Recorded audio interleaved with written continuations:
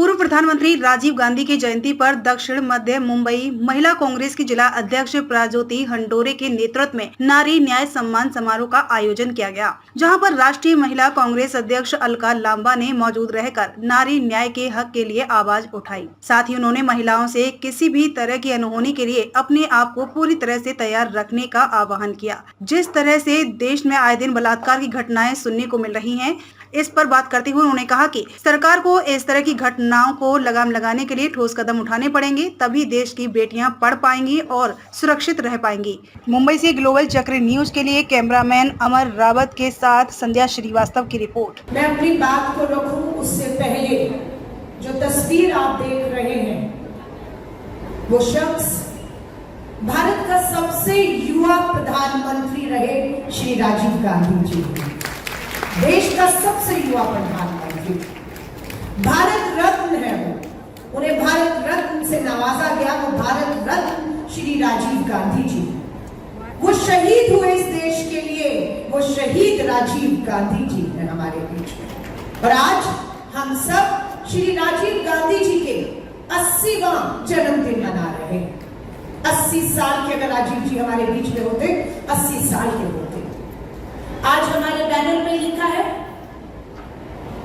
भारत रत्न श्री राजीव गांधी जी का महिलाओं की राजनीतिक भागीदारी में योगदान किया था।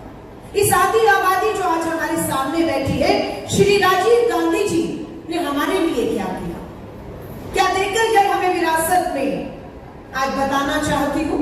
देश भर में 14 लाख बहनें पंच और सरपंच हैं, पार्षद और मेयर हैं, महिला आरक्षण के तहत है, जो श्री राजीव गांधी जी लेकर गए। वरना संभव नहीं होता कि 14 लाख बहनें आज राजनीतिक सशक्तिकरण के तहत पंच और सरपंच बनके गांव के विकास कर रही होती, सदनों में हक और अधिकारों के लिए लड़ रही होती। आज हम भारत रत्न स्वर्गीय श्री राजीव गांधी जी को श्रद्धांजलि देते हैं और उन्हें याद करते हैं। श्री राजीव गांधी जी की देखती आज हमारी बेटियां बैठी हुई हैं। जब देश आजाद हुआ तब महिलाओं को वोट देने का अधिकार नहीं था। देश आजाद हुआ, वोट हुआ, सरकार चुननी थी, महिलाओं को हक नहीं था। उस समय बाबा साहब अम्बेडकर और पंडित जवाहरलाल नेहरू ने मिलकर सबने तय किया कि नहीं, पुरुषों के बराबर की हकदार है आधी आबादी, उसे भी वोट का अधिकार मिलना चाहिए। और आजादी के बाद पहले चुनाव में महिलाओं का वोट का अधिकार था। लेकिन राजीव जी ने कहा ये महिलाएं वोट ही देंगी नहीं, ये चुनाव में खड़ी भी होंगी, ये चुनाव लड़ेंगी भी और ये फैसले करेंगे, इनके हाथ में कलम सौंपी जानी चाहिए। और ये राजीव जी की सोच थी। हमारी 18 साल की बेटियां, वोट का अधिकार नहीं था 18 साल में, वोट करने की उम्र थी 21 साल। श्री राजीव गांधी जी ने तय किया कि नहीं, अब वोट करने की उम्र 18 नहीं, 21 नहीं, 18 की जाती। और मेरी बेटियों को भी, 18 साल की बेटियों को हक और अधिकार दिया, अपने मुद्दों पर वोट करें और अपना नेता चुने, अपनी सरकार चुने। प्रज्योति ने जिक्र किया, आज हर बहन के हाथ में मोबाइल है। जो मेरी तरह 70 के दशक में पैदा हुई, एक ब्लैक एंड व्हाइट टीवी हुआ करता था, कभी कभी चित्रहार हफ्ते की एक मूवी फिल्म आती थी, कोई घर से चला गया बिल्कुल दूर तो पता भी नहीं होता था कहाँ है क्या है। लेकिन आज हर एक के हाथ में मोबाइल है। अमेरिका में भी चुनाव हो रहा है प्रेसिडेंट का, सीधा लाइव प्रसारण देख रहे हैं। ये किसकी देन है? ये दूरसंचार क्रांति, ये कंप्यूटराइजेशन श्री राजीव गांधी जी की सोच थे कि आज जो आधुनिक भारत हम देख रहे हैं उसकी नींव किसी और ने नहीं, राजीव गांधी जी ने रखी। आज हम सब यहां पर आए, आजादी के 78 साल मना रहे हैं। देश आजाद हुआ, आधी आबादी बेटियां आजाद हुई,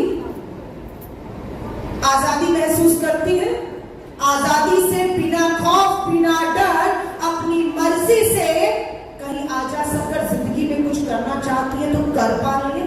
ये सवाल हमें खुद से पूछना होगा। इसका दोषी कौन है, इसका जिम्मेदार कौन है?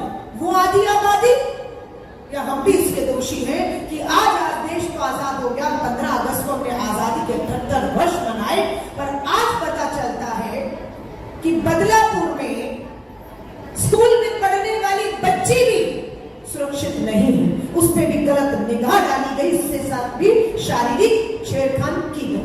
ये महाराष्ट्र की धरती पर हुआ, ये बदलापुर में हुआ। श्रीमती अलका लांबाजी, मंचावर उपस्थित महाराष्ट्र प्रदेश काँग्रेसच्या अध्यक्षा सर्वाराजी, मुंबई काँग्रेस महिला विभागाच्या अध्यक्षा अनिशा बाबूजी, राजस्थानच्या माजी आमदार श्रीमती साफिया जुबेरजी, मंचावर उपस्थित सर्व महिला नेत्या, उपस्थित सर्व मुंबई जिल्हा आणि या परिसरातल्या सर्व महिला नेत्या, पदाधिकारी, उपस्थित बंधू आणि भगिनी, महिला काँग्रेसचा हा कार्यक्रम असल्यामुळे मी आपल्याशी म्हणजे त्या जेवढं आपल्याशी समजून घेतील किंवा आपल्याला समजून सांगतील तेवढं आम्ही लोकही सांगू शकतो, परंतु आज मुंबईमध्ये मोठा कार्यक्रम आहे षण्मुखानंद हॉलमध्ये। या कार्यक्रमाला सुद्धा आपल्याला सगळ्यांना जायचं आहे तिथे, त्यामुळे मी आपल्याला जास्त वेळ न घेता महिलांनी बाहेर पडलं पाहिजे। आपल्याला माहीत आहे की या देशामध्ये 52% पुरुषांची लोकसंख्या आहे, 48% महिलांची संख्या आहे, तरी सुद्धा या देशावर पुरुष प्रधान संस्कृती राज्य करते आणि महिलांना दाबण्याचा प्रयत्न करते। आपण सर्वांनी आता जागृत झाला पाहिजे। छत्रपती शिवाजी असतील, महात्मा ज्योतिबा फुले असतील, परमपूज्य डॉक्टर बाबासाहेब आंबेडकर असतील, स्वर्गीय नेते इंदिराजी गांधी असतील, या सर्व महानेत्यांनी महिला वर्गासाठी प्रचंड काम केलं।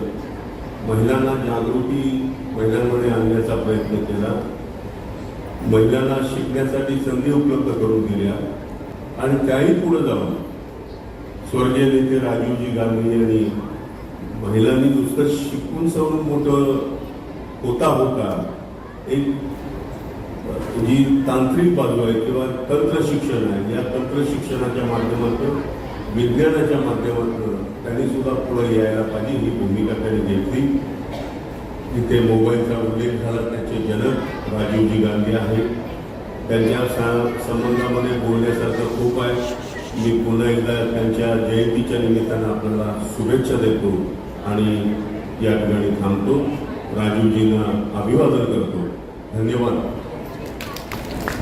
देखिए, आज मुंबई हो, महाराष्ट्र हो, देश के हर जिले में महिला कांग्रेस जो है श्री राजीव गांधी जी भारत रत्न स्वर्गीय शहीद भारत रत्न का जो है वो 80वां जन्म दिवस मना रही है नारी न्याय सम्मान के तौर पर।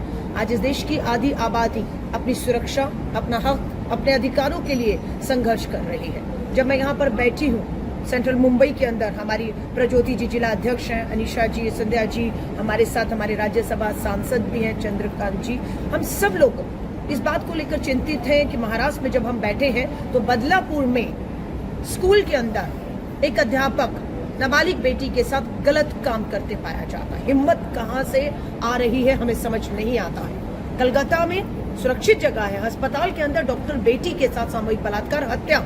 उत्तराखंड में एक नर्स बेटी के साथ सामूहिक बलात्कार और हत्या हो रही है।